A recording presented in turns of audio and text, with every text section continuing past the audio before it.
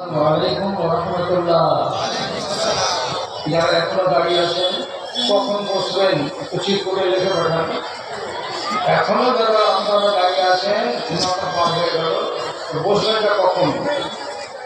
আপনাকে বিচার দিচ্ছি, আমি বিচার করছি না। যদি বসার ইচ্ছা থাকে আর শোনার ইচ্ছা থাকে, যখন ঢুকে গেছেন প্যান্ডেলের ভিতরে তখন বসেন। আর যদি বলেন দাঁড়িয়ে থাকবো, তা আপনার জন্য তো সদর গেট খোলা আছে, আপনি বাইরে গিয়ে দাঁড়াতে পারবেন না। আর কত নিচে নামবো আমরা বলেন তো? কতদূর আর আমাদেরকে নিচে নামতে হবে?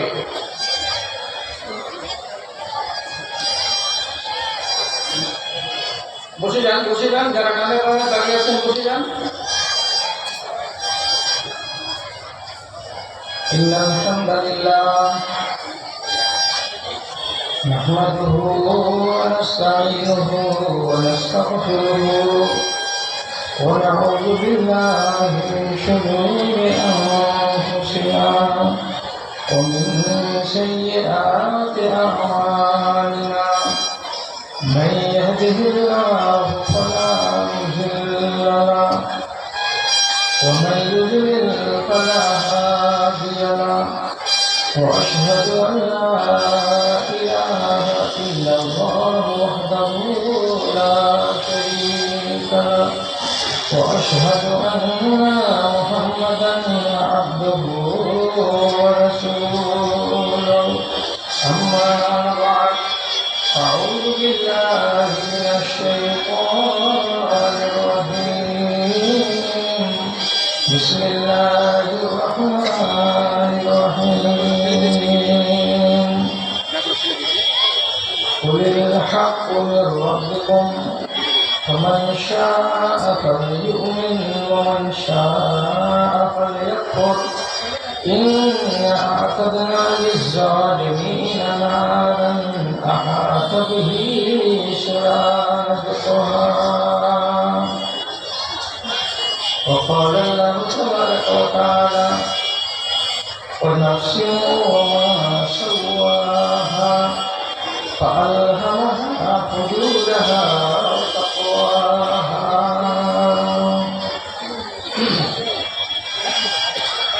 সূর্যের আলো, চাঁদের কিরণ, ফুলের গন্ধ নেহারি তোমার রূপ মনোহার। ওগো মোর প্রিয়তম, ওগো মোর প্রিয়তম। ঝড় তুফানের প্রলয় দোলায়, বর্ষার মেঘে বিজলি খেলায়, মহাসিন্ধু উর্মিমালায় তুমি ওয়ানাবিল অন্ত। নিহারি তোমার রূপ মনোহর, ওগো মোর প্রিয়তম। আষাঢ়ের গায়ে ঝর্ণা ধারায়, পূর্ণিমা রাতে জোয়ার ভাটায়, বনপ্রান্তরে শ্যামস সময় তুমি ওয়ানাবিল অনুপম। নিহারি তোমার রূপ মনোহর, ওগো মোর প্রিয়তম, ওগো মোর প্রিয়তম।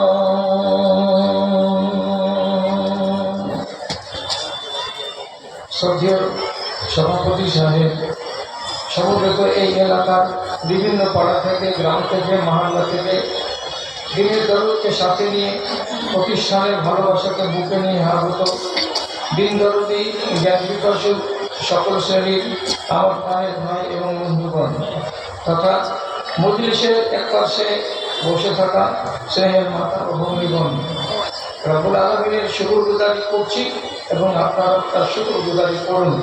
বছরের 365 দিন গত করে এই প্রতিষ্ঠানের আঙিনায় আপনারা সবাই একবার করে হাজিরি দিয়ে থাকেন এবং এখানে এসে কিছু ওয়াজ নসিহত শুনে নিজেকে শুধরাবার, বদলাবার একটা সুযোগ নিয়ে থাকেন এবং মাদ্রাসাকে আর্থিকভাবে স্বাবলম্বী করে তোলার উদ্দেশ্যে সাধ্যমতো কিছু দান করে থাকেন।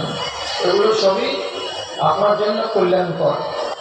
এই সুযোগে আপনি যদি এত রকমের সুযোগ এবং এত রকমের খায়ের মঙ্গলকে আল্লাহ তাআলার কাছ থেকে অর্জন করতে পারেন, তাহলে কেন একবার আল্লাহ তাআলার নামাজ খাওয়ালি করবেন না? নিশ্চয়ই আমাদের একবার রব্বুল আলামিনের নুন হালালি করা উচিত মোহাব্বতের সাথে। যদি আমরা একবার সবাই বলে নিতাম, সবাই মিলে বলে নিতাম আলহামদুলিল্লাহ। তারপরে তার আখেরি রাসূল রাহমাতুল আলামিন জনাবে মুহাম্মদুর রাসূলুল্লাহ সাল্লাল্লাহু আলাইহি ওয়াসাল্লামের উপর শত সহস্র দরুদ ও সালাম বর্ষিত হোক। আল্লাহুম্মা সাল্লি আলাইহি আল্লাহুম্মা বারিক আলাইহি। ব্রাদার ইসলাম, আমি আপনাদের সামনে সূরা কাহফের 29 নম্বর আয়াত থেকে আলোচ্য বিষয় হিসাবে পেশ করেছি। এই আয়াতটির ব্যাখ্যা এবং বিশ্লেষণে আর কিছু প্রাসঙ্গিক কথা আপনাদের সামনে আসবে ইনশাআল্লাহ। এবার কথাগুলোকে একটুখানি মন দিয়ে শুনবেন, তাহলে কাজ দিবে, যশ হবে। আর এলোমেলো করে যদি শুনেন, তাহলে কোনো একখানা জায়গা আপনার মগজে থাকবে, ডান আর বাম হারিয়ে যাবে, পালিয়ে যাবে, তখন আপনি সেখান থেকে উপকৃত হতে পারবেন না। আল্লাহ তাআলা বলছেন, আসমান থেকে তোমাদের উপরে হক নাজিল করে দিয়েছি।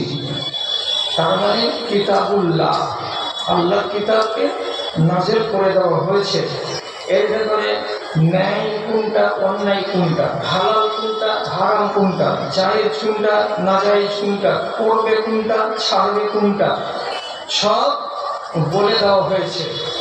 তারপরে এবার আল্লাহ রাব্বুল আলামিন বলছেন, এত সুন্দর করে জিনিসটিকে তোমাদের কাছে পাঠিয়ে দেওয়ার পর আর কি করেছি আমি? তোমাদেরকে একটা বিবেক দান করেছি।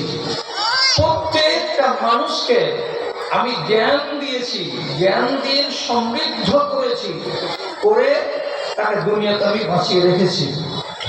তাতে কি হবে? আলহামাহা ফুজুরাহা ওয়া তাকওয়াহা, তার বিবেক দিয়ে, তার বুদ্ধি দিয়ে, তার জ্ঞান দিয়ে সে বাছাই করে নিতে পারবে এটা ভালো, এটা মন্দ, এটা ঘৃণিত, এটা প্রশংসিত, এটা যদি করি সুনাম হবে, এটা যদি করি বদনাম হবে। এইরকম করে জিনিসের ভিতরে তারতম্য তৈরি করার যোগ্যতা তার মগজের ভিতরে আমি দিয়েছি। প্রত্যেকটা মানুষকে আল্লাহ রাব্বুল আলামিন এই যোগ্যতাটা দিয়েছেন, সে যেন ভালো মন্দ চিনতে পারে, বুঝতে পারে, অনুধাবন করতে পারে। তার জন্য একটা যোগ্যতা, এটার নামই হচ্ছে ইলম, আর এটার নাম হচ্ছে দিরায়াত, আর এটারই নাম হচ্ছে আল্লাহ দেওয়া জ্ঞান। যদি এই জ্ঞান পাওয়ার পরে কেউ যদি কি হয়ে যায়, অজ্ঞানের মতো কাজ করে, তাহলে এটা তার বদ চরিত্র, এটা নিজের বিবেকের সঙ্গে অন্যায় করলো। যদি কোনো মানুষ নিজের জ্ঞানের মূল্যে ঠিকভাবে চলে পথ, তাহলে সে তার জ্ঞানের সাথে সৎ ব্যবহার করল। এবার আমি তো বললাম সোজা করে, কিন্তু আল্লাহ রাব্বুল আলামিন বলেছেন একটুখানি কড়া করে। কি বলেছেন? ফামান শাআ ফালইউমিন ওয়া মান শাআ ফালইয়াকফুর। আমি সব কিছু তোমাদেরকে বলে দেওয়ার পর, বুঝিয়ে দেওয়ার পর, তোমাদের সামনে সব কিছুকে বিকশিত করে দেওয়ার পর, আমি আল্লাহ এবার বলছি, তোমাদের যার মনে হবে সে এগুলোকে মানবে, মেনে মুমিন হবে, আর যার মন হবে না এগুলোকে ছেড়ে দিয়ে বেঈমান হবে। তোমার ইচ্ছা, তোমার ইচ্ছা, তোমার সামনে সবকিছু খুলে বলে দিলাম। এবার বুঝিয়ে দেওয়ার পরে আল্লাহ তাআলা কি বলছেন? তোমার ইচ্ছা, তুমি যদি ইমানদার হয়ে বাঁচতে চাও তাহলে খুব ভালো কথা, তুমি যদি বেঈমান হয়ে বাঁচতে চাও তাহলে সেটা তোমার কথা, তোমার ব্যাপার। আমি আপেলটা দিয়েছি কেন? ভালো হয়ে নিজেকে ধন্য করার জন্য। আমি তোমাকে তোমার আকল দিয়ে তুমি বাজে ব্যবহার করবে, অন্যায় ব্যবহার করবে এই জন্য নয়। আর আকল যদি আমি তোমাকে না দিতাম তাহলে তোমাকে আমি ভালো মন্দ কিছু জিজ্ঞেস করতাম না, তোমাকে একদম ক্ষমা করে দিতাম। কেন যে মূল জিনিসটা যদি তোমাকে আমি না দিই, যার দ্বারা তুমি ভালো আর মন্দকে বিচার করবে, তো তাহলে আমি তো নিজেই আল্লাহ রাব্বুল আলামিন। আমি যখন তোমাকে ভালো মন্দ বিচার করার বুদ্ধিটাই দিইনি, তাহলে তোমাকে আমি ধরবো কেন, তোমাকে পাকড়াও করবো কেন? তোমার জন্য 7 খুন মাফ, তোমার জন্য ছাড়। কথা বুঝেন? একটা বোবা যে কথা বলতে জানে না, এর মানে হলো এই যে সেই বোবা লোকটা কানে বধির, শুনতে পাই না। যে শুনতে পাই না সে জীবনের সূরা ফাতিহাও করতে পারবে না, আল্লাহু আকবার বলতে পারবে না, সুবহান রাব্বিয়াল আলাও বলতে পারবে না, কোনো একটা শব্দ তার মুখ দিয়ে উচ্চারিত হবে না। তাহলে আল্লাহ রাব্বুল আলামিন তাকে, তার নাফসটাকে অসম্পূর্ণ করে তৈরি করেছেন, সম্পূর্ণ করেন। কানে বধির করেছেন, কানে বধির। বাচ্চাগুলো করে যাবে,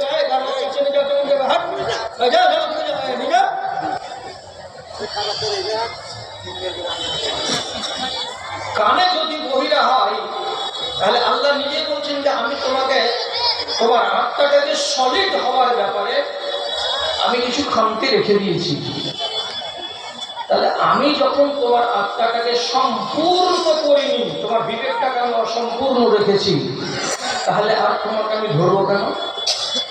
একটা লোক ধরে নেন যে পাগল, জন্মগত পাগল। পাগলকে যদি আপনি বলেন মুসলমানের বাড়িতে জন্মেছে আর জুমার দিন জুমা করতে যাবে না, তাহলে এটা আপনার বাড়াবাড়ি করা হবে?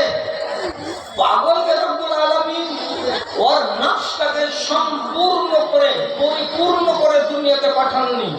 সুতরাং আল্লাহ বলছেন এইরকম অসম্পূর্ণ নাফস দিয়ে যাদেরকে পাঠিয়েছি তাদেরকে আমি ধরবো না। তারা বাদ রাসূলুল্লাহকে দিয়ে আল্লাহ তাআলা নিজে বলিয়ে দিয়েছেন, তাজাওয়াজ আন উম্মতি আল খাতা ওয়ান নিসিয়ান ওয়া মা উসতুফি আলাইহি রফিআল কালাম আনসারাসিন আনিল মাজনুনি হাত্তা ইয়াফিকা। 3 জন মানুষের উপরে আল্লাহ তাআলা বলছেন আমার কলম চলবে না। 3 জন মানুষের গুনাহ, পাপ, ন্যায় অন্যায় আমি লিখতে যাব না। কে কে 3টা মানুষ?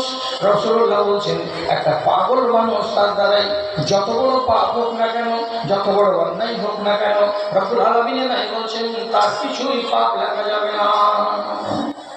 কেন যাবে না? তো পাগল, ওকে তো রব্বুল আলামিন বিবেকটাই ঠিকঠাক করে দেন। এবার যারা আমার সামনে বসে আছেন এই মানুষগুলো সত্যি বিবেকমান, সত্যি বুদ্ধিমান, হাত পাইনের কোনো একটা লোক নেই। তাহলে আপনার সামনে হক চলে এসেছে, যদি বলেন আসেনি, তো কোনো একটা মানুষ সাহস করে বলেন যে না আমার কাছে হক আসেনি। যদি বলেন হক আসেনি, তো 52টা জুমার খুতবা জুমা মসজিদে শুনছেন কেন? এরকম জালসাগুলো বছরে 4টা করে, 4 16 ঘন্টা শুনছেন কেন? তারপরে আপনি হক বলছেন আমার কাছে আসেনি, এসে গেছে। হককে যদি অস্বীকার করেন তাহলে পরে পরিষ্কার বলছি আল্লাহ রাব্বুল আলামিন বলছেন তোমার ইচ্ছা তুমি বেঈমান হয়ে বাঁচো আর না হয় ইমানদার হয়ে বাঁচো। যদি ইমানদার হয়ে বাঁচবে, হককে চিনে, তো তোমার মেহমানি আছে আলাদা। আর হককে দেখার পর তাকে অস্বীকৃতি দিয়ে যদি তুমি মরো, তো তোমার মেহমানি আছে আলাদা। দুজনেরই মেহমানি হবে কিয়ামতের দিন। যারা আল্লাহ বিধিবিধানকে জেনে মেনে শুনে দুনিয়া থেকে যাবে, রব্বুল আলামিন বলছেন ইন্নাল্লাযীনা আমানু ওয়া আমিলুস সালিহাতি কানাত লাহুম জান্নাতুল ফিরদাউস নুজুলা। এই মানুষগুলোর মেহমানি হবে জান্নাতুল ফিরদাউসে। আর যে মানুষগুলো শুনলো না, জানলো না, অস্বীকৃতি জ্ঞাপন করলো, তাদের জন্য রব্বুল আলামিন বলছেন আহাতাত বিহি সুরাতে ওয়া এই সমস্ত মানুষগুলোর জন্য জাহান্নামে তার মেহমানির ব্যবস্থা করা আছে। এবং সেই জাহান্নামে যখন তাকে ফেলে দেওয়া হবে, পালিয়ে দূরে চলে যাওয়ার চেষ্টা করবে, তার জন্য হাজার হাজার ফারিস্তা চারিদিকে মোতায়েন রাখা হবে, যাতে জাহান্নাম থেকে সে পালিয়ে যেতে না পারে। ওখানে তার মেহমানি হবে। এবার কে কে বলতে চাইছেন আমি হক জানি না, আমার কাছে হক আসেনি? তাহলে একটা করে বলছি, আল্লাহ রাব্বুল আলামিনের কানুন হলো দুই প্রকার, একটা আদেশ আর একটা নিষেধ।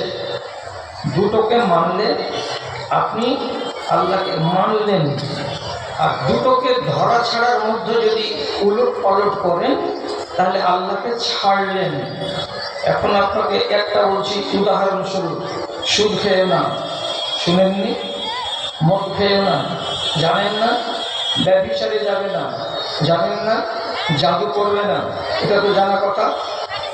গীবত পরনিন্দা করবে না, এটা তো জানা কথা। রমণীরা বেহায়া হবে না, এটা তো জানা কথা। হারাম রুজি খাবে না, এটা তো জানা কথা। তাহলে এগুলো তো সবই জানা, সবই শোনা, আর এগুলো হলো নিষেধ। তাহলে নিষেধকে যদি আপনি না মানেন তাহলে কি মূলে আপনি বলবেন যে আমি আল্লাহর আইনকে মানলাম? যেটা আদেশ, নামাজ পড়া, রোজা রাখা, হজ করা, যাকাত দেওয়া, সত্য কথা বলা, হালাল রুজি খাওয়া, পিতা মাতার সেবা করা, পর্দার সাথে ঘরের ভেতরে বসবাস করা, এগুলো হলো আল্লাহ তাআলা এমন বিধান যেগুলোকে ধরে রাখতে হয় এবং করে দেখাতে হয়। যদি নামাজ না পড়েন, রোজা না রাখেন, হজ না করেন, যাকাত না দেন, সত্য কথা না বলেন, হালাল রুজি না খান, পিতা মাতাকে যদি আযাব দেন, কেউ যদি বেপরোয়া হয়ে জীবন কাটাই, তাহলে তারপরে সে কি করে বলবে আমি ঈমানদার? ভাইজান, বেশি যদি যেন আপনাকে করা না লাগে, আল্লাহ রাব্বুল আলামিন জাহান্নামের জন্য লোক অনেক তৈরি করে রেখেছেন। আপনি আল্লাহর আইনকে অমান্য করে জাহান্নামী হতে চেষ্টা করিয়েন না। আপনাকে আল্লাহ তাআলা জাহান্নামের জন্য তৈরি করেননি, এটা নিশ্চিত করে বলে নেন, এটা নিশ্চিত করে জেনে নেন। কেন জানেন? আপনাকে যদি রব্বুল আলামিন জাহান্নামের জন্য বানাতেন তাহলে মুসলমান মা আর বাপের ঔরসে আপনাকে জন্ম দিতেন না। মুসলমান মা বাপের ঔরসে আপনাকে জন্ম দিয়েছেন মুসলমান করে, আপনাকে কি জাহান্নামে দেওয়ার জন্য? যদি জাহান্নামে দেওয়ার আল্লাহর ইচ্ছা থাকতো তাহলে দুনিয়াতে অনেক মানুষ আছে, মা আর বাবা আছে যারা আল্লাহকে মানে না, তাদের নসল থেকে, তাদের ঔরস থেকে আমি আর আপনি আর অন্যান্য 10টা ভাই যদি পয়দা হয়ে যেত তাহলে এরা হলো জাহান্নামের লোক। আপনি জানেন না যে দুনিয়াতে ইমানদার লোক কতটি আছে? 136 কোটি হলো ইমানদার, আর 667 কোটি 635 কোটি এরা হলো বেঈমান, এরা হলো গ্যার মুসলিম, আল্লাহ তাআলাকে মানে না। তাহলে জাহান্নামে যাওয়ার লোকের সংখ্যা বেশি নয়? বুঝতে পারছেন না আপনি? জান্নাতে যাওয়ার লোকের সংখ্যা কতটি? মাত্র 135 কোটি। আর দুনিয়াতে মানুষ আছে 860 থেকে 65 কোটি। তো এর ভেতরে 135কে যদি বাদ দিয়ে দেন তাহলে কতটি মাস হলো? 635-এর কাছাকাছি মাস হলো। এতটি মানুষ সমস্তগুলোই হচ্ছে আল্লাহ রাব্বুল আলামিনের নাফরমানি করার লোক, যারা আল্লাহকে এক বলে মানে না। তো এরা আল্লাহকে এক বলে না মানার কারণে এরা তো জাহান্নামের লোকই হবে। আর আপনাকে রব্বুল আলামিন মেহেরবানি করে মা বাবা মুসলমান, তাদের ঔরসে জন্ম দিলেন, আপনিও যেন জান্নাত নসিব করেন। তারপরে যদি আপনি বলেন যে না আমি জাহান্নামে যাব, তো তোমার বাপের কি? তাহলে আল্লাহ রাব্বুল আলামিন বলছেন তুই যদি জাহান্নামে যাবি আমার কি? আমি তোকে জাহান্নামের জন্য তৈরি করিনি, এটা কথা আগে মগজে তুল। আপনি গায়ের জোরে নিজেকে ইমানদার বানাতে চাইছেন, তো গায়ের জোরে ইমানদার হবে না। যতক্ষণ মান্যতা না দিবেন আল্লাহর বিধানকে ততক্ষণ ইমানদার হবে না। একটা মিষ্টি হাদিস আপনাদের শোনাচ্ছি, খেয়াল করুন।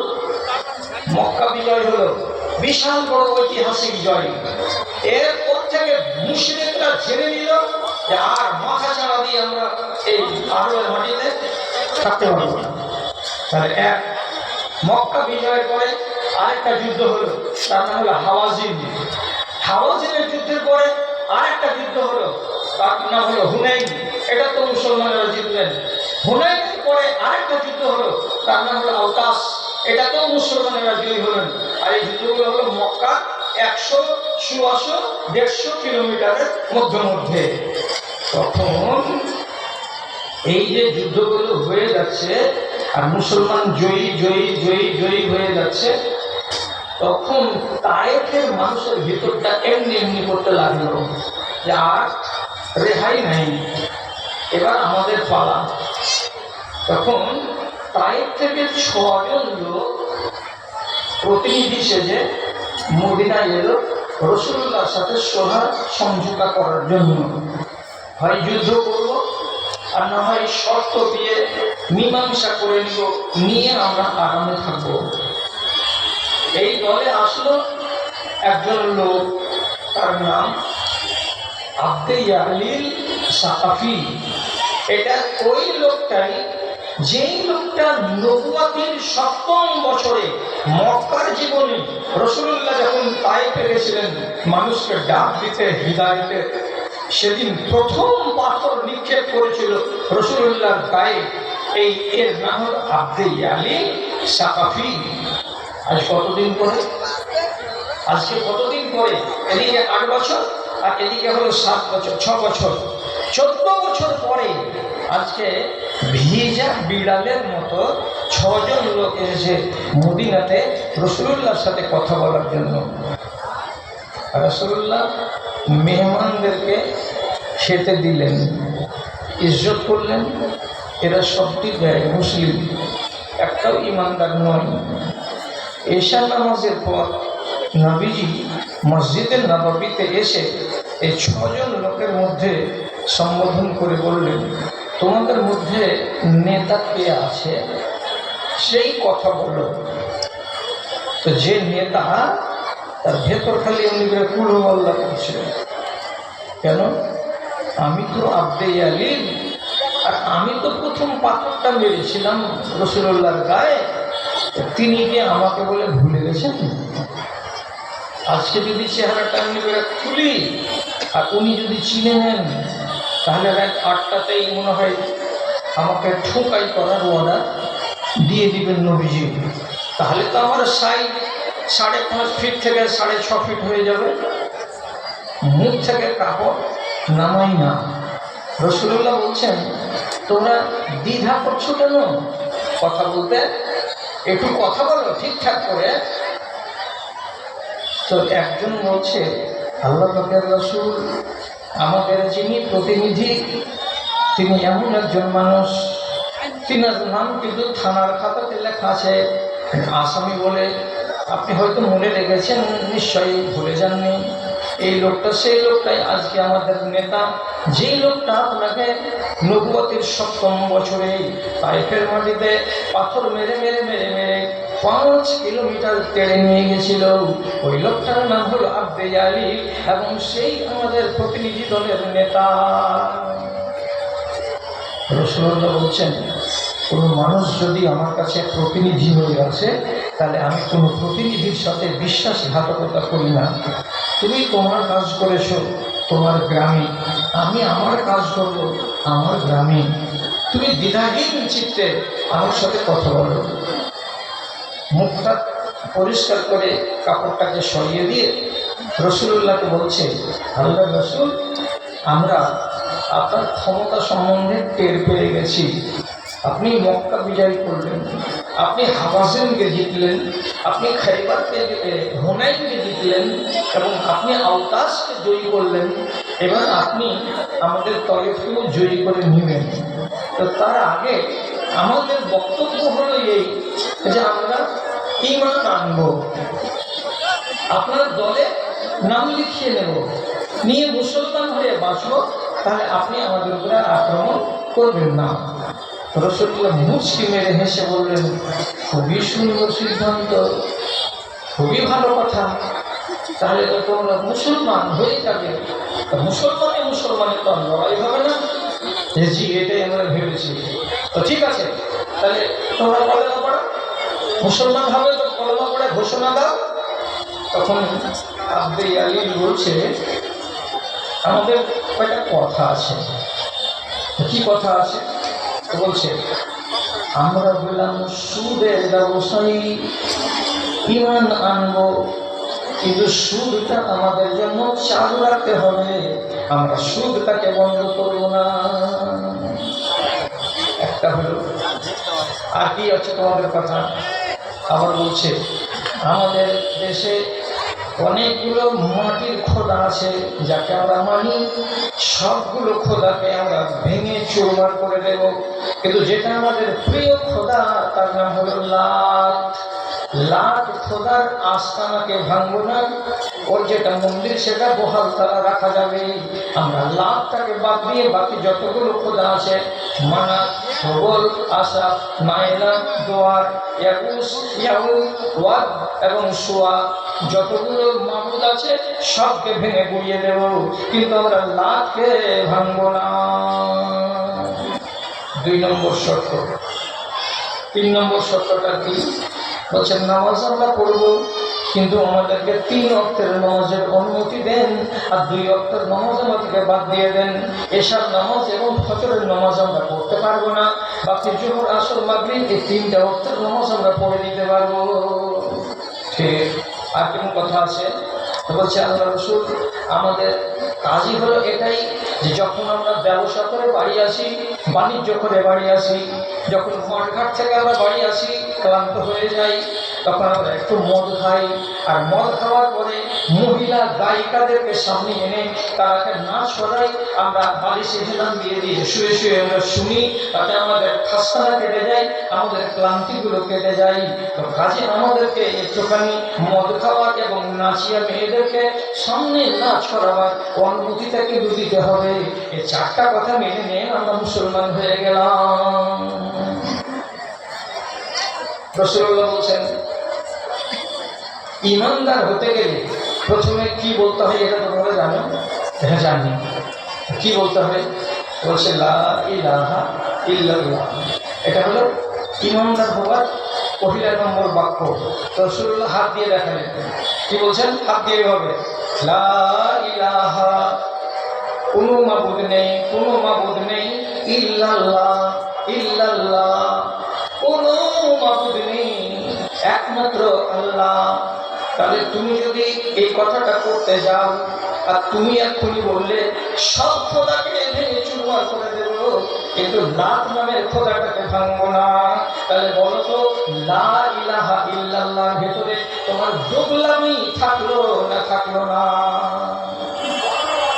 বলো। মাথার নিচু করে ভাবছে, বলছে ব্যাপার তো আসলে মুখে বলবো লা ইলাহা, কোনো মাবুদ নেই, একমাত্র আল্লাহ, আর আমি কোনো মাবুদ নেই বলে বাড়িতে লাখ হাজার মন্দির কানি করে রাখবো, তাহলে মুসলমান কি করে হবে? আর বাদবাকি 3টা, এই বাদবাকি 3টা পরে ভাবছি, তুমি এটার আগে জবাব দাও। সময় নিয়ে নিল সারা রাত। সকালে বলবো আল্লাহ পাকের রাসূল, সকালবেলায় উঠলো, উঠার পরে নবীজির কাছে আবার আরজি জানালো, বলছে আপনি যদি নিয়ে নেন তাহলে এটা কিন্তু হয়ে যাবে। কেমন করে হয়ে যাবে? লাখে তো আমরা অত কিছু করবো না, মাঝে সাঝে একটু যাবো, আর বিপদের কালে একটুখানি আমরা বলবো যে আমাদেরকে একটু দেখিও। রাসূলুল্লাহ বললেন, যদি বান্দা কালমা চোর না পাইছি না পাইব, তোমাকে একদিকে হয়ে যেতে হবে যেদিকে তোমার ইচ্ছা। কেন? আল্লাহ রাব্বুল আলামিন আমাকে বলেছেন, জোর করে কোনো মানুষকে ইমানদার বানাতে হবে না। আমি তোমাকে লাঠি মেরে তোমার পায়ে শিকল পরিয়ে তোমাকে আমি মুমিন বানাতে চাই না। তোমার মন যদি চাই তো ইমানের ছায়ায় এসো, আর তোমার মন যদি না চায় তো তুমি আসিও না। কেন? রব্বুল আলামিন 2 রকমের মেহমানি করে রেখেছেন। যদি তুমি আল্লাহকে ঠিকভাবে মেনে আসতে পারো তাহলে তোমার জান্নাতুল ফেরদাউসে মেহমানি হবে, আর তুমি যদি আল্লাহকে মেনে না আসতে পারো কিয়ামতের দিন, তাহলে তোমার জন্য আগুন তৈরি রেখেছে, আগুনের ভেতরেই তোমার মেহমানি হবে। দোগলাপনা করে ইমানদার হওয়া যাবে না। তাহলে রাসূলুল্লাহ কি বললেন? পরিষ্কার করে দিলেন আল্লাহ তাআলার কথাটাকে, হয় ইস্পাত আর না হয় ইস্পাত। তাহলে তুমি হয় পাকা মুমিন মুসলমান আর না হয় তুমি পাকা বেদিন, তুমি কাফের। এখান থেকে দুটা আর এখান থেকে দুটা গেট জাম হয়ে গেছে। দাদা ভাইরা গেট জাম হয়ে গেছে। আল্লাহর রাস্তায় একটু গেটটা পরিষ্কার করে দেন। বড় ভাই, মেজো ভাই, সেজু ভাই, আল্লাহর রাস্তায় গেটটা একটু জাম করিয়েন না, আগে চলে আসেন। আগে অনেক জায়গা আছে, আগে চলে আসেন। দয়া করে দাদা আমার ওখানে খারাপ হয়ে থাকেন না, একটু চলে আসেন, এইদিকে চলে আসেন। যারা যারা বসে গেছেন এখানে, এই যে গেটের সামনে বসে আছেন লবের সদাগর, এই আগে চলে এসেছেন, চলে এসেছেন, আগে চলে এসেছেন। তো আপনি বুঝতে পারলেন যে দুটোই জিনিসকে নিয়ে আপনি যদি নিজেকে ইমানদার বানাতে চান হবে না। তাহলে মুদ্রা কথাটা আপনাকে আজকে শিখিয়ে দিচ্ছি। আজকের যার সাথে যারা যারা শুনে নিবেন এ কথাটা জীবনে ভুলিয়েন না। কি কথা? মুখে ঘোষণা দিবে, অন্তরে বিশ্বাস রাখবে, এর নাম হলো মুমিন। মুখে বলবে এবং কাজে দেখাবে আর অন্তরে বিশ্বাস থাকবে, এর নাম মুমিন। আবার আরেকটা বলছি, অন্তরে বিশ্বাস নাই এবং কাজেও করে দেখাই না, এর নাম কাফের, এর নাম কাফের। অন্তরে বিশ্বাস নাই কিন্তু আমল করে করে দেখাই, এর নাম হলো মুনাফিক, এর নাম মুনাফিক। অন্তরে বিশ্বাস নাই আর কাজ করে দেখাই, কখনো নামাজ, কখনো রোজা, আর কখনো আর কিছু, এর নাম হলো মুনাফিক। আরেকটা কি? অন্তরে বিশ্বাস আছে কিন্তু কাজ করে দেখাই না। কাজ করে তো অসম্পূর্ণ কাজ করে, সম্পূর্ণ কাজ করে না, তার নাম হলো ফাসিক। বুঝতে পারলেন? মনে বিশ্বাস নেই, কাজেও বিশ্বাস নেই, কাফের। মনে বিশ্বাস নেই, কাজ করে দেখাচ্ছে মাঝে মাঝে, মুনাফিক। কথা পরিষ্কার? মনে বিশ্বাস আছে, কাজ করে করে দেখাচ্ছি, মুমিন মুসলমান। মনে বিশ্বাস আছে, কাজ করছি কিন্তু কোনটা করছি কোনটা করি না, এটা হলো ফাসিক। তাহলে চার কোয়ালিটির মানুষ আমাদের মাঝে আছে। আলহামদুলিল্লাহ, এই মজলিসে 1 নম্বর কোয়ালিটি, 2 নম্বর কোয়ালিটির লোক, অর্থাৎ মনেও বিশ্বাস নেই আর কাজেও করে দেখাই না, যাকে বলা হয় বেদিন, মুশরিক, কাফের, ওই লোক এখানে নেই। বাকি থাকলো এই 3 কোয়ালিটির লোক। মনে বিশ্বাস আর কাজ করে দেখানো পাকা, এটা হলো মুমিন। আর মনে বিশ্বাস নেই, কাজ করে দেখাচ্ছি, এইগুলো লোক রাসূলুল্লাহর যুগে ছিল, এখনকার যুগে নেই। আবার মনের ভেতরে বিশ্বাস আছে কিন্তু কাজের বেলা আমি ঢিল ঢাল অসম্পূর্ণ করি, এটা হলো ফাসিক। তাহলে 2 কোয়ালিটির লোক আমাদের কাছে আছে।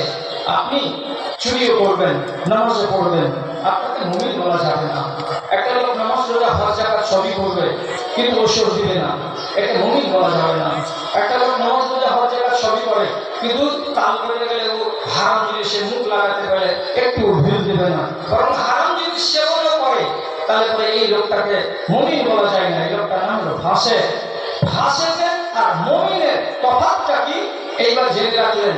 আপনি এবার বলুন, আমাদের মাঝে নামাজি লোক আছে আর বাম পকেটে তার পাঞ্জাবি বলবান চাপ খাইনি, যার প্যাকেটের ভেতরে রেডিমেড চুন ঢুকানো আছে, ফজরের নামাজ পড়ে বাইরে রোডে এসে খৈনি বলতে শুরু করে দিলেন। আপনি বলুন, এই লোকটা মুমিন না লোকটা ফাসিক? কে বলবে? আমি বলবো? আপনাকে বলতে হবে না। আপনি বিশ্বাস করেন, নামাজ, রোজা, হজ, যাকাত সবই করলেন, কিন্তু 20 মণে 1 মণ ধান আপনাকে বের করতে হবে। এটা হলো আল্লাহর নবীর পক্ষ থেকে আল্লাহর দেওয়া আইন। 20 মণে 1 মণ, 20 মণে 1 মণ, 20 মণে 1 মণ। আপনি পুরো আঙুল দেখান, আপনাকে মুমিন বলা যাবে না। এটা কেমন মুমিন মুসলমান? এটা ফাসিক মুসলমান। তাহলে ফাসিক হয়ে থাকতে চাইছেন আর আব্দে ইয়ালিল সাকাফি যখন 2 নম্বর মুসলমান হতে চেয়েছিলেন যে এটা আমি ছেড়ে দেন আর বাদ বাকিটা আমি মেনে চলবো, তাহলে আপনি কি মনে করে বলছেন যে আমি আব্দে ইয়ালিলের মতো মুসলমান হয়ে বাঁচব? দ্বিতীয় দিন বেলা 10টার সময় রসুলের সামনে হাজির হয়ে বলছে, আল্লাহ রসুল ভেবে চিনতে দেখলাম এইভাবে দলিল বান্দা কালেমা শোধ না পাই মুক্তি না পাই গোর, এইরকম করে ইমানদার হওয়া যাবে না। সব শব্দ ছেড়ে ফেলে দিলাম, একদম নিঃশব্দভাবে একমাত্র আল্লাহকে মেনে নিয়ে আপনার হাতে হাত দিয়ে কলেমা পড়ে নিলাম, লা ইলাহা ইল্লাল্লাহ মুহাম্মাদুর রাসূলুল্লাহ। এবার হয়ে গেলেন তিনি পাকা মুসলমান। আপনি এখন পর্যন্ত পাকা হতে চাইছেন না। আমার জাত ভাইরা যত মুসলমান এখনকার জামানাতে আছে, কেউ এক মুসলমান পাকা মুসলমান হয়ে বাঁচতে চাইছে না। কেন? এটা কেন হবে ভাই আমার? আপনাকে কোনটা হাদিস দিয়ে শিখাবো আর কোনটা হাদিস আপনি বুঝতে পারবেন? টক আর মিষ্টি কোনদিন এক জায়গাতে জমা করলে ওর নাম টক হবে অথবা মিষ্টি হবে বলতে পারবেন? হবে না, কোনদিন হবে না। ঝাল এবং মিঠা যদি এক জায়গাতে করে দেওয়া যায়, তাহলে এটাকে আপনি ঝাল বলবেন না এটাকে মিষ্টি বলবেন? কোনটা বলা যাবে? যাবে না, কোনদিন যাবে না। আল্লাহ রাব্বুল আলামিন কোরআনে বলছেন, রোদ আর ছায়া, রোদ এবং ছায়া জীবনে কি না? সরাসরি গায়ে যদি সূর্যের তাপ লাগে তাহলে এটা রোদ, আর সূর্যের তাপের মাঝখানে যদি কোনো আর চলে আসে তার নাম ছায়া। আপনি যদি গাঢ় জলে মানে টকটকে রোদের নিচে আপনি দাঁড়িয়ে থাকেন আর বলেন যে আমি ছায়াতে আসি, তাহলে আপনার বুদ্ধি খাম। আপনি যদি ছায়াতে থাকেন গাছের তলায় আর আপনি নিজেকে বলেন এত কড়া রোদে আমি বসে আছি, তাহলে আপনার মগজ খারাপ, আপনি ঠিক বলতে পারছেন না। তো রোদ আর ছায়া যেমন এক জায়গায় হবে না, চিনি এবং টক যেমন এক জায়গাতে হবে না, লবণ এবং চিনি যেমন এক জায়গাতে হবে না, তেমনি ঈমান এবং কুফর জীবনে এক জায়গাতে হবে না। যদি কেউ করে দেয়, যদি কেউ করে দেয় ওর 10টা নাম, সেটা কি মুমিন তো হলে, কিন্তু তোমার নাম সরাসরি মুমিন নয়, তোমার নাম হলো ফাসেক মুসলমান। ফাসেক মুসলমানের কপাল খারাপ, কপাল খারাপ আছে। ভালো করে বুঝুন, আপনি হাতে ফাসেক হতে যাবেন না, জাহান্নামের লোকে হতে যাবেন না। কেন? যে আল্লাহ তাআলা জাহান্নামের জন্য অনেক মানুষ রেখেছেন, আপনাকে জান্নাতের জন্য তৈরি করেছেন, আপনি জান্নাতি মানুষ হয়ে থাকেন। উদাহরণ কি দিব? আওতাসের যুদ্ধে শত শত মেয়ে আর ছেলেকে রাসূলুল্লাহ মিলিটারিদেরকে আদেশ করলেন, এরা হেরে গেছে, বন্দি, সবকে বন্দি করে আনা হলো এক ময়দানে। মুসলমান মিলিটারিরা তাদেরকে এক জায়গাতে ঘিরে রেখেছে, মদিনায় নিয়ে যাবে। শত্রুপক্ষের যারা হেরে যায় তারাকে বন্দি করা হয়। এই বন্দিগুলোর ভেতরে একটা মেয়ে ছেলে বেলা 11টার সময় খুব পেরেশান হয়ে খুঁজে বেড়াচ্ছে, একটা ছোট বাচ্চা দেখুনি, একটা ছোট ছেলে দেখুনি, ছেলে দেখুনি, দৌড়ে বেড়াচ্ছে। তারপরে অনেকক্ষণ পর হাজার হাজার মিলিটারিদের এক প্রান্তে কচি বাচ্চাটাকে পাওয়া গেল। মেয়েটা যখন বাচ্চাটাকে পেল তখন ওর ডান গালে ওর বাম গালে আস্তে পৃষ্ঠে খালি চুমুর পর চুমু দিচ্ছে, আর দিয়ে নিজের জামার বুতামটাকে খুলে বাচ্চাটাকে দুধ খাওয়ালো, আর দুধ খাইয়ে দিয়ে বাচ্চারও মন জুড়ালো, বাচ্চার মায়েরও মন জুড়ালো, দিয়ে দুজন পরিতৃপ্ত মন নিয়ে বসে আছে। এই জায়গাতে রাসূলুল্লাহ এসে তখন সাহাবীদেরকে ডেকে বলছেন, এই সাহাবীরা, এই মহিলাটার 15 মিনিট আগেকার দৃশ্যটা তোমরা দেখলে? হ্যাঁ দেখেছি। কত পেরেশান ছিল? হ্যাঁ দেখেছি। কত ঘুরে খুঁজে বেড়াচ্ছিল বাচ্চাটাকে জন্য পাওয়ার জন্য, হাবুটাস করে বেড়াচ্ছিল? হ্যাঁ দেখেছি। এখন যে বাচ্চাটাকে পেয়ে দুধ পান করিয়ে এত প্রশান্ত চিত্তে দুজন মা আর বেটা বসে আছে, তা তো দেখতে পাচ্ছ? হ্যাঁ দেখতে পাচ্ছি। তাহলে একটা কাজ করো তো, কি করবো? তো বলছে মেয়েটির সামনে তোমরা এখানে আগুন জ্বালাও, শুকনো খেজুরের ডালপালা দিয়ে আগুন জ্বালিয়ে দাও। আর আগুন জ্বালিয়ে দেওয়ার পরে মেয়েটিকে বলো, এ খালা তোমার বাচ্চাটা দাও। কি করবে? এই আগুনে ফেলে দেবো, তোমার আর আমার চোখের সামনে বাচ্চাটা নিমেষের ভেতরে পুড়ে ছাই হয়ে যাবে। তো যাও তো, বলে রাখো তো। স্পষ্ট ভাষাটা বলছেন,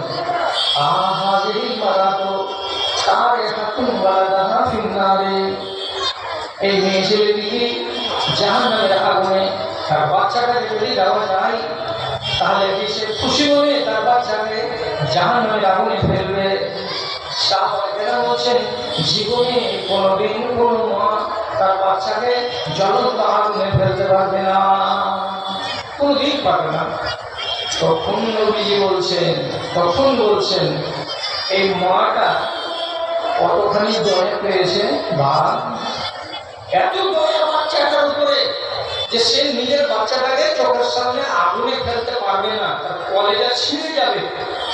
যদি তুমি ওকে ছেলেটাকে ওজন করে টাকা দাও তবুও দেবে না যে আমার বাচ্চাকে তুমি আমার চোখের সামনে আগুনে ফেলো। এত তার মায়া। তো মায়ার ভাগ কত পেয়েছে? বলছেন মায়া এবং মমতা হলো 100টা। 100টা মায়ার ভেতরে 99টা মমতাকে আল্লাহ রাব্বুল আলামিন নিজের কাছে রেখে নিয়েছেন। আর একটা মাত্র মমতাকে ভাগ করে দিয়েছেন। তাকে সারা দুনিয়া যত মা বাবাকে, সারা দুনিয়া যত প্রাণীকে, আর সারা দুনিয়া যত পশু পাখিকে, একটাই মমতাকে ভাগ পেয়েছে সারা দুনিয়ার মা আর সারা দুনিয়ার বাবা। তাহলে আপনি চিন্তা করুন তো, একটা মমতাকে ভাগ করার পরে কতটুকুনি সে ভাগ পেয়েছে মেয়েটি যে তার বাচ্চাটাকে জাহান্নামের আগুনে ফেলতে দিবে না। তখন নবীজি বলেছেন, লাল্লাহু আরহামু বিইবাদিহি মিনহা। এই মেয়েটার চাইতে 1000 গুণ বেশি, লক্ষ গুণ বেশি আমার আল্লাহ এবং তোমার আল্লাহ তোমার উপরে দয়াবান, আমার উপরে দয়াবান, তোমার বংশের উপরে দয়াবান। তোমাকে রব্বুল আলামিন জাহান্নামে দিতে চান না। অতএব এই দয়াবান আল্লাহ রব্বুল আলামিন যদি আমাকে জাহান্নামে না দিতে চান, আমি নিজে থেকে ওই রব্বুল আলামিন আল্লাহ রব্বুল আলামিনের নাফরমানি করে কিসের জন্য তার জাহান্নামে যাব? আল্লাহ তো আমাকে জাহান্নামের জন্য বানাননি। তাই আমি 99টি আল্লাহ রাব্বুল আলামিনের দয়ার ভাগীদার হতে পারবো না। আমি চলে যাব কোথায়? জাহান্নামে। কিসের জন্য এটা ফয়সালা হচ্ছে? ফয়সালাটা হচ্ছে এই যে আপনার ঈমানটা সলিড নয়। আপনার ঈমানটা হচ্ছে মুনাফিকদের ঈমানের মতো ঈমান। এবং হযরত আবু হুযায়ফা রাদিয়াল্লাহু তাআলা বলছেন, ভাইরা রাগ করবে না তোমরা কেউ। রাসূলুল্লাহ যুগে যে লোক মুনাফিক ছিল, সেই যুগের মুনাফিকের চাইতে বর্তমান জামানার মুনাফিকগুলো অনেক খাতারনাক। এখনকার জামানার মুনাফিকরা অনেক ভয়ঙ্কর। কেন এটা কথা বলছেন? তো তিনি বলছেন, রাসূলুল্লাহ যুগে যারা মুনাফিক ছিল তারা নিজের মুনাফিককে ভিতরে লুকিয়ে রাখতো, প্রকাশ করতো না। নামাজ পড়বো না বলে ওপেনলি দূরে সরে যেত না, লুকিয়ে লুকিয়ে থাকতে যেত। রাসূলুল্লাহর সামনে আসতে গেলে বাধ্য হয়ে নামাজ পড়ে নিত। তাদের মুনাফিকগুলো ভিতরে থাকতো, বাইরে আসতো না। আর আজকালকার জমানার যারা মুনাফিক, তাদের মুনাফিকগুলো সচক্ষে তুমি দেখতে পাবে, তোমার চোখের সামনে তার মুনাফিকি ধরা পড়বে। ডাইরেক্ট মন্থুরি করে সাহাবীদের ভেতরে। আর সেই যুগে যারা মুনাফিক ছিল লুকিয়ে মদ পান করতো। আজকের জামানায় ওপেন মদ তৈরি করে। তাদের জামানায় যারা মুনাফিক ছিল রাসূলের মজলিসে থাকলে নামাজ পড়তো, বাইরে থাকলে তারা নামাজ পড়তো না। আর আজকের জামানার মুনাফিকেরা কত সাংঘাতিক, কত খাতারনাক যে আযান পড়ে যেতে গেলেও ভালো কারণে এত শ্বেত পাথর দিয়ে মোজাইক পাথর বসে টলটলে মসজিদ তৈরি করা আছে। তথাপি চাপদারিওয়ালা লোক একটা নয়, দুইটা নয়, 10টা 20টা 30টা লোককে বাজারের যে কোনো দোকানে বসে থাকতে দেখতে পাওয়া যাবে। এরা হলো ওপেন মুনাফিক। এদের মুনাফিকিরা রাসূলুল্লাহ যুগের মুনাফিকদের চাইতে অনেক সাংঘাতিক পরিমাণের এবং অনেক খাতারনাক। দুটোকে নিয়ে বাঁচতে চাইছেন। আধা ইমানদার আর আধা বেঈমান। তো এইরকম মানুষের দুর্গতি হবে যদি বুঝতে না পারে। একটা কথা বলি, 1992 সালে আমাদের পশ্চিমবাংলার একটা মিজান পত্রিকা আসতো, পত্রিকাটা বন্ধ হয়ে গেছে। সে মিজান পত্রিকাতে লিখেছিলাম, বালুরঘাট দক্ষিণ দিনাজপুরের স্মৃতিনগর, ওখানে একটা ছেলে বাস স্ট্যান্ডে মারা গেল রাতের বেলায়। ফজর বেলায় হিন্দু অধ্যুষিত শহর, মুসলমানের প্রভাবস্তি নেই। এরা বললো যে ভাবো এই লোকটা মুসলমান না হিন্দু, কি করা যাবে? এখনকার পর্যন্ত বিষাক্ত তখন ভারত ছিল না, 1992 সালের কথা। ওরা গিয়ে ফেসলা করলো যে পকেটে হাত দিয়ে দেখো কিছু আছে। তো পকেটে একখানা কাগজ পাওয়া গেল, কাগজে লেখা আছে বাবলু সরকার মুর্শিদাবাদ। তো বাবলু সরকার মুর্শিদাবাদ এটা পড়ে এরা ফয়সালা নিয়ে নিল যে আমাদের জ্যাক ভাই, নাহলে রমজান আলী হতো, আর না আবেদ আলী হতো, না আতর আলী হতো, না দুটোর পাতানো হতো। এর নাম যখন বাবলু সরকার, তো সরকার আর বাবলু এটা আমাদের জাত আছে, তাহলে একে মাটি দিতে হবে না, একটা পুড়ে দিতে হবে। আর কি লক্ষণ? যে দাঁড়িয়ে নেই চেহারাতে। আর কি লক্ষণ? বিড়ি খেয়ে নিজের ঠোঁটটাকে পিটিতে যেমন পুড়ে না লাল হয় না, কালো হয়ে থাকে, তো বিড়ি খেয়ে নিজের ঠোঁটটাকে কালো পিটিতে ইটের মতো রং করে নিয়েছে। কপালে সেটা পুরো দাগ নাই। জামা কাপড়গুলো কোন রবিবারে যে করেছে আর কোন রবিবারে যে খুন করতো সেটা আল্লাহ তাআলা জানে। আর দুর্গন্ধের তো জীব পাবে। এইরকম ছেলেটাকে দেখে এরা নিয়ে গেল শ্মশানে। শ্মশানে নিয়ে গিয়ে যখন সাদা কাপড় চাপাবে আর আগুন জ্বালাবার আগে এইগুলো কাপড় দেহ থেকে নামাবে আর কাঠি মারবে, এই কাপড়গুলো যখন খুলে দিয়েছে তখন কিন্তু বাবলু সরকারের ইমান নাম ধরে বড় বড় চোখ করে টাকা ফেলে দিয়েছে। ইসলাম কোনখানে গিয়ে সামতেছে? সারা দেহ থেকে লুকাতে লুকাতে লুকাতে লুকাতে নাভির নিচে যেটা অঙ্গ 3/4 ভেতরে লুকিয়ে আছে, ওইখানে যে ইমান আটকা পড়ে গেছে, ওখান থেকে ইমান বের হতে পারছে না। এরা দেখলো আড়াই ছাঁটা আছে, আবার মুসলমান আছে, তাকে এখান থেকে নিয়ে চল। এর মতো মুসলমানের উপরে জুতা মারবেন না, কি মারবেন? যাকে চিনতে আর একজন মুসলমানকে দেখতে হচ্ছে যে আমার জাত না, এটা আমার জাত নয়, এরকম বাবলু সরকারের মতো মুসলমান আমার দেশে কতদিন নেবেন আপনি বলুন? বসে আছেন আর খুব শুনতে ভালো লাগছে, বাড়ি গিয়ে বলবেন আর 10 জনকে, কিন্তু নিজের ভিতরে একটা হায়া শরম তৈরি করুন যে আমি এই করে কি মুসলমান থাকবো? আমি সব ভাষণ দিচ্ছি আজকে যেটা আমাদের মেহমান আছেন ঘুরে নিল এবং উনি 2 ঘন্টার নিচে কথা বললেন না। আপনার কথা আপনারা এর আগে শুনেন। আজ আকর্ষণের মানুষটাকে একটু মন ভরে শুনতে হবে। অতএব আমি আপনাকে কম কথা বলছি, এবার কঠিন সাংঘাতিক কথা বলছি, আপনি ভালো করে আমার কথাটা শুনুন। ইজা জানাল আব্দ খারাজা মিনহুল ঈমান ওয়া ইয়াকুনু আলা রাসিহি কাযুল্লাতে।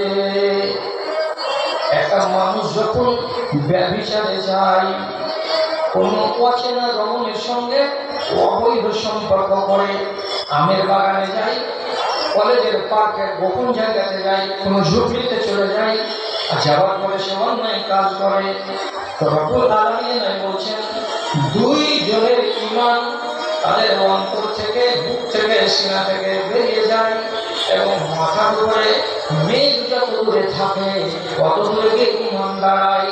দাঁড়াবার পরে শুধু নড়ে নড়ে বেড়ায়, চলে চলে বেড়ায়, নড়ে নড়ে বেড়ায়। আর কি বলে?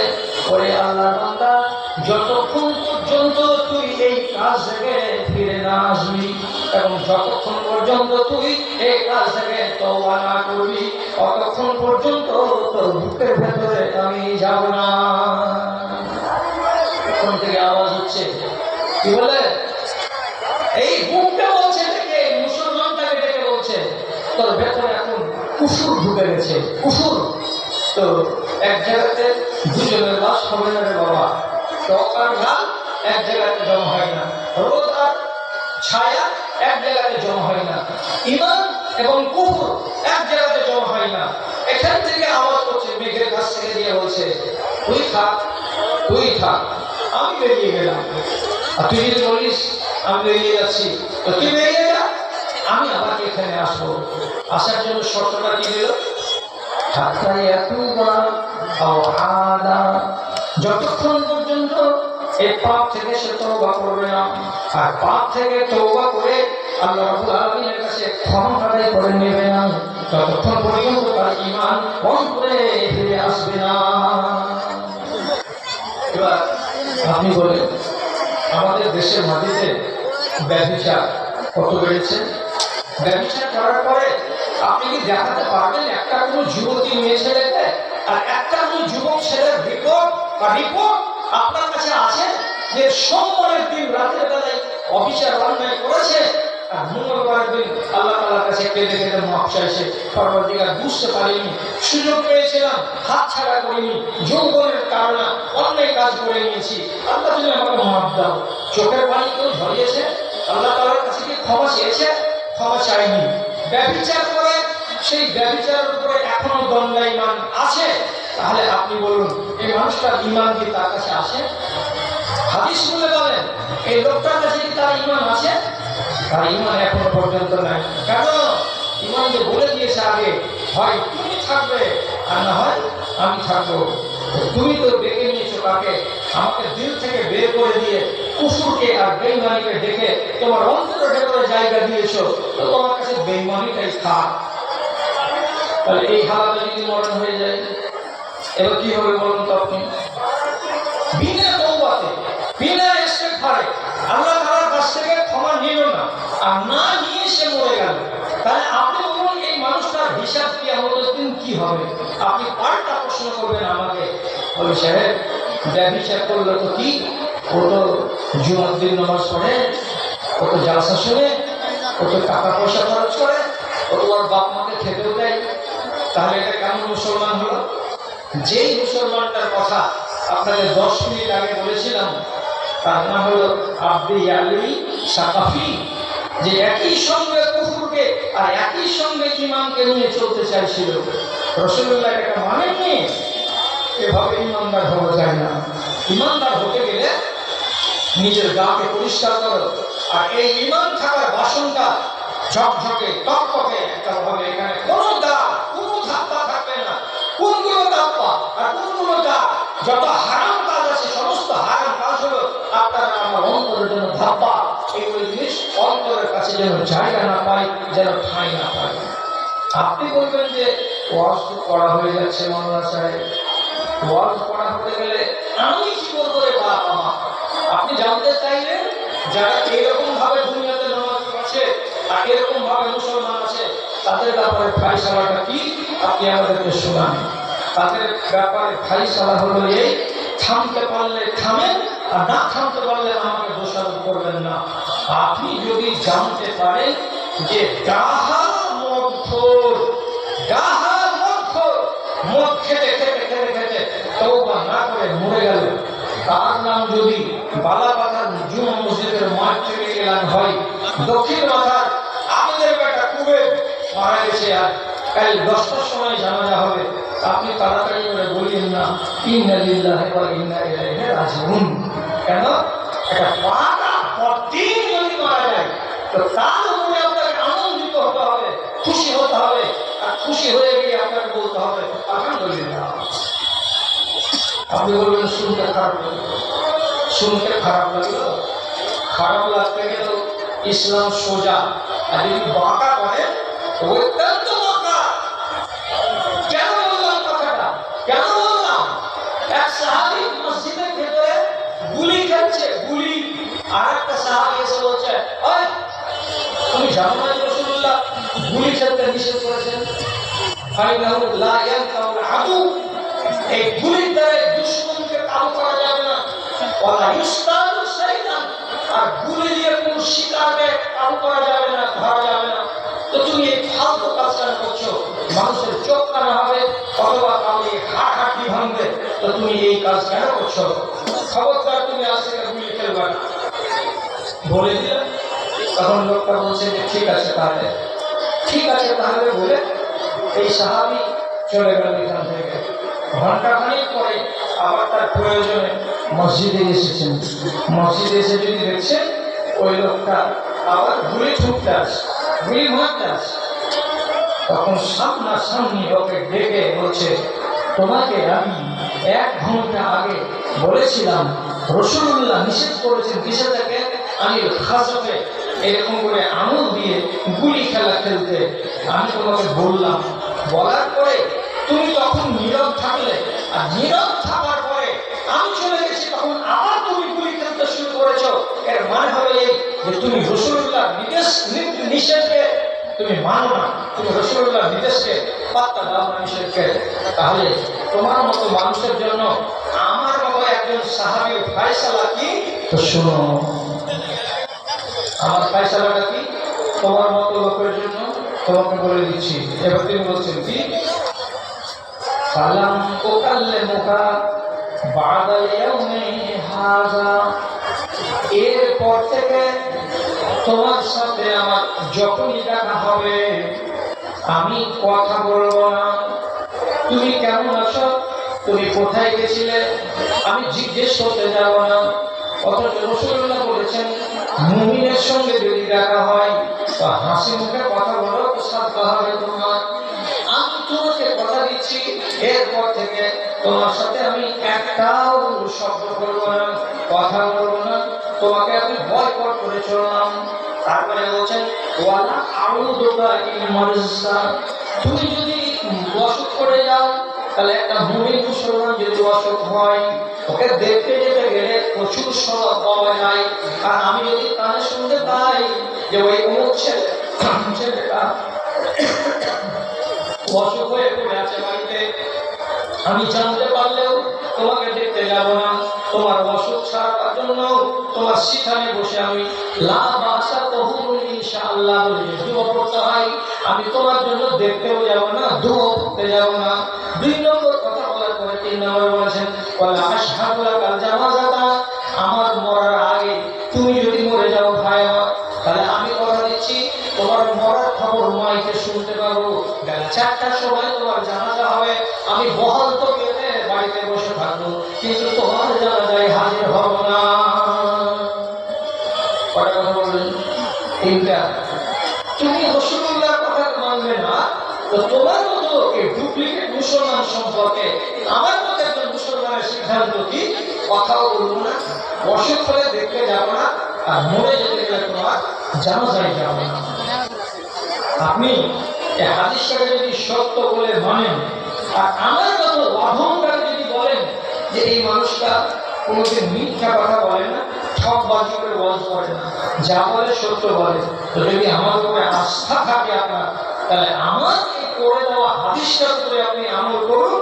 আপনার গ্রামে যদি কোনো সুদখোর মারা যায়, এই স্পষ্ট কথা, আপনি তার জানাজাতে যাবেন না। আপনার গ্রামে যদি কোনো মদখোর মারা যায়, যাবেন না। আপনি যদি জানেন যে তার জিন্দেগি কেটে গেল রান্ডি বাজি করতে করতে, আর মেয়ে ছেলের পিছনে এই দৌড় লাগাতে লাগাতে একটা পাকা ব্যভিচারী ইনসান, বাড়িতে স্ত্রী আছে, বাল বাচ্চা আছে, তথাপি মুখ পুরাতে ওস্তাদ, আপনি যদি জানতে পারেন ও মরে যেতে গেলে তার জানাজাতে আপনাকে যেতে হবে না। আর আমি যে বললাম এই কথাটা, আপনি তো এটাকে নিয়ে কালকে হালকা করে চর্চা করলেন, আর আমাকে স্টেশনে দেখতে পেলেই কত মানুষের কুতকুতি লাগে আমাকে প্রশ্ন করার জন্য, তো ফোনে ফোনে জেনে নেবেন। আমি আপনাকে আলহামদুলিল্লাহ করতে কেন বললাম, ফের আমি হাদিস বলছি আপনাকে, ফের হাদিস বলছি। আরে আমি আপনার সময় কাটাবো খালি গাজলকে, এটা কথা নয়। আমি আলতাম করার কথা নই, খেপা খেপে গল্প করবো আপনার সামনে। আমি যেটা কথা বলছি আপনি কথাটাকে হেফাজত করুন। রাসূলুল্লাহ বলছেন, পরিষ্কার হাদিস, একদম ঝকঝক করছে চাঁদের আলোর মতো। তিনি বলেছেন, ইজা মাতাল ফাজিরু ইয়াস্তারিহু মিনহু সাওয়ানাহু ওয়াদাতাতু ওয়াশজারু, যদি দেশের মাটিতে কোন একটা ফাজের মরে যায়, কোন একটা ফাসেক মরে যায়, কাকে বলে ফাসেক, কাকে বলে ফাজের, যার ইমানে দুর্বলতা আছে, যার ভেতরে পূর্ণ ইমান নাই, যে লোকটা নামাজ পড়ে আবার মদ খায়, যে লোকটা নামাজ হজ জাকাত করে আবার সুদের ব্যবসার সঙ্গে জড়িয়ে থাকে, এমন দুর্বল ইমানের মানুষ যদি থাকে, রাসূলুল্লাহ বলছেন এমন ফাসেক যদি মরে যায়, তাহলে পরে সেই ফাসেকের মরণের খবর কারা প্রথমে জানতে পারে? জানতে পারে তার বাড়ির ঘরের ভেতরে যারা থাকে তারা জানতে পারে, আর তাদের মুখ থেকে তার গলিতে যেগুলো গৃহপালিত পশু পশু আছে তারা জানতে পারে। গরু একটা গরুকে নিজের ভাষা ডেকে বলে হাম্বা, শুনেছি যে মোড়লের গরু কি হয়েছে খবর, বলছে আমার মালিক হারামি আছে মারা গেছে। গরুটা আনন্দিত হয়ে যায়, ওর গরু আনন্দিত হয়, ওর বাড়ির কুকুরটা আনন্দিত হয়ে যায়, ওর বাড়ির বিড়ালটা আনন্দিত হয়ে যায়। কার মরণে? একটা ফাসেকের মরণে। তারপরে নবী বলছেন ওই এলাকায় যত গাছ গাছড়া আছে, শিমুলের গাছ বলুন, আমের গাছ বলুন, বাবুরের গাছ বলুন, যতগুলো গাছ আছে ওই এলাকায় সমস্ত গাছগুলো পর্যন্ত আনন্দিত হয়ে যায়। কেন আনন্দিত হয়ে যায়? আমাদের এই এলাকায় হারামখোর মারা গেছে। আপনি নিজে জিজ্ঞেস করে বলবেন গরুর কোন আরাম করেছিল লোকটা, শিয়ালের কোন আরাম করেছিল লোকটা, আরে হাতে ঘোড়া গাধা এগুলো কি ক্ষতি করেছিল লোকটা, এরা কিসের জন্য আনন্দিত হবে? আর জবাব এটা হলো এই যে একজন ফাসিকের কারণে, দুজন চারজন এই বেঈমান শয়তানদের কারণে আল্লাহ রাব্বুল আলামিন বলেছেন ইউনাউল মাতারো, আসমান থেকে বৃষ্টি বন্ধ করে দেওয়া হয়। তোমাদের দেশে যখন শয়তানি বেড়ে যাবে, তোমাদের দেশে যখন লুচ্চামি বেড়ে যাবে, তোমাদের দেশে যখন সুদখোর বেড়ে যাবে, তখন রব্বুল আলামিন বলেছেন আসমানের দরজাকে বন্ধ করে দেওয়া হয়। দেওয়ার পরে নবী বলেছেন লাউলাল বাহাইম লামাইন তারো, তোমাদের দেশে যদি মাটি তলাতে ঘুঘুরা না থাকতো, তোমাদের দেশে যদি তোমাদের মাটি আর ঘাটে ফটিকি পাখি না থাকতো, তোমাদের আমের গাছের ডালে যদি ঘুঘু আর দোয়েল আর ফিঙে পাখি না থাকতো, মাটির তলায় যদি লালা পোকা না থাকতো, কড়া পোকা না থাকতো, তাহলে আল্লাহ তাআলা বলেছেন আমি হরগিজ তোমাদের মতো চোখাগুলোকে আমি পানি দিতাম না, পানি দিই না, পানি দিই না, পানি আমি দিই না। কারণ যে তোমাদের ইমানে পোকা লেগে আছে, তোমাদের মতো জালেম মানুষকে আমি পানি দিব না। কিন্তু পানি যখন দিচ্ছি না তোমাদের ভুলের কারণে, তখন ওই নিরপরাধ প্রাণীগুলো গাছের ডালে কষ্ট পাচ্ছে, ওই নিরপরাধ প্রাণীগুলো মাটির তলাতে কষ্ট পাচ্ছে। আর তাদের কষ্টকে আমি আল্লাহ রাব্বুল আলামিন সইতে পারি না, তখন তাদের দিকে দয়া করে আমি পানি দিয়ে দেই। আর ওই পানি থেকে তোমরাও নালায়েক ইনসান লাভবান হও। তাহলে পানিকে আটকে রাখে যত 2 নম্বর মুসলমান, যারা গাদ্দার, যারা বেঈমান, যারা বেঈমান, যারা শুদ্ধ, যারা মাগিবাজ, যারা হারামখোর, এই সমস্ত লোকেদের কারণে পানি আটকা পড়ে থাকে। রিওয়ায়াত আছে আব্দুল্লাহ বিন মাসউদ থেকে, রিওয়ায়াত আছে হযরত আবু হুরায়রা থেকে, হ্যাঁ, ইন্নাল হুমারা লা তামুতু ফি ওয়াকরিহা লিখাতিয়াতি ইবনে আদম, বানি আদমের গুনাহের কারণে ছোট ছোট এই বড় এই সাইজের পাখিগুলো, যেগুলোকে আমরা কি বলি বাবুই পাখি বলি, যেগুলোকে আমরা চড়ুই পাখি বলি, এই ছোট ছোট ছোট ছোট পাখিগুলো বড্ড কষ্ট পায়। কার কারণে কষ্ট পায়? আবু হুরায়রা রাদিয়াল্লাহু তাআলা বলছেন গুনাহগার মানুষদের কারণে কষ্ট পায়। এই লোক তোমার কারণে পানি বন্ধ হয়েছে, আর তোমার মতো শয়তান যখন মরে গেল, কারণ আমাদের মতো পাখিগুলো আনন্দ করবো না তো কি করবো, চিন্তা করবো। পাখি যদি ফাসেকের মরাতে আনন্দ করে, পাখি যদি মদ ঘরের মরাতে গাছগাছরা আনন্দ করে, আর গরু বাছুর আনন্দ করে, তো আপনি তো কোন দয়ালুর বেটা দয়ালু, আর আপনি কোন ফের দাতার বেটা দাতা। খালি শুনে নেবেন যে দক্ষিণ ভারতের মুখের বেটা মারা গেছে, আর জানেন যে মুখের বেটা মদ খর, সাথে সাথে মায়ের আবার শুনে বলে দিলেন ইন্না লিল্লাহি ওয়া ইন্না ইলাইহি রাজিউন। মুসিবত হলে ইন্না লিল্লাহ, মুসিবত, এটা মুসিবত নয়। কোন বেঈমান যদি মারা যায় এটা মুসিবত নয়, দুনিয়াবাসীর জন্য এটা সুখের খবর। এই জন্য আপনাকে নিষেধ করলাম যে আপনি এর জন্য ইন্না লিল্লাহ করবেন না। ভাই থামতে পারবেন? কথাটাকে বলে দিচ্ছি, না বলে আমি পারলাম না। লা ইয়াজনি জানি হিনা ইয়াজনি ওয়া হুয়া মুমিনুন ওয়া লা ইয়াসরিকু সারিকু হিনা ইয়াসরিকু ওয়া হুয়া মুমিনুন ওয়া লা ইয়াশরিবুল খামরা আশ-শারিবু ওয়া হুয়া মুমিনুন। কোন একটা মানুষ যখন মদ পান করে ওই হালাতে সে মুসলমান থাকে না। কোন একটা মানুষ যখন চুরি করে তো চুরি করার পর্যন্ত ওই লোকটা মুসলমান থাকে না। যখন কোন একটা মানুষ ব্যভিচারে লিপ্ত হয়ে যায়, যতক্ষণ পর্যন্ত ব্যভিচারে লিপ্ত আছে ততক্ষণ পর্যন্ত সে মুমিন নয়। যার কথা ঝোড়া কথা, যদি আপনি বলেন যান, তাহলে যান, যান, আপনি যেভাবে চলছেন চলেন, কবে শিখবেন? মরবেন যেদিন सीखबे सेदिन जैसे करनी वैसे भरनी, जैसी करनी वैसी भरनी। ना मानता है तो मार के दे, करके दे। जन्नत भी है जहन्नम भी है, ना मानता है तो मार के दे। जैसी करनी वैसी भरनी, ना मानता है तो करके दे।